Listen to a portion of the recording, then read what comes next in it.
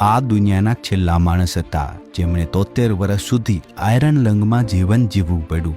વિશ્વાસ કરવો મુશ્કેલ છે, પણ તેમને પોતાનું આખું જીવન આ મશીનની અંદર વિતાવ્યું. આયરન લંગ એક મોટું મેટલનો ચેમ્બર હોય છે જે માણસને શ્વાસ લેવા માટે મદદ કરે છે.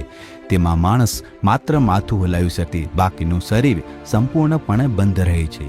1952માં જ્યારે તેઓ 5 વર્ષના હતા ત્યારે તેમને પોલિયો થયો.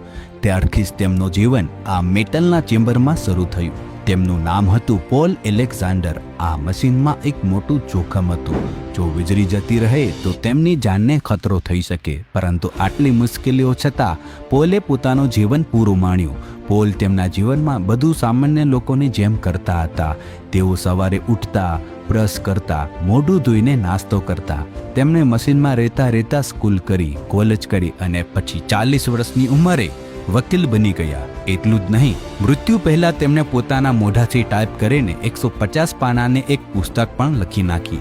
તેમનું અવસાન લગભગ 11 માર્ચ 2024ના રોજ થયું. પોલની વાર્તા આપણને શીખવે છે કે જ્યારે તમે અટકવાના કારણો કરતાં આગળ વધવાના કારણો વધુ શોધશો તો લોખંડની દિવાલો પણ રસ્તો આપી દે છે.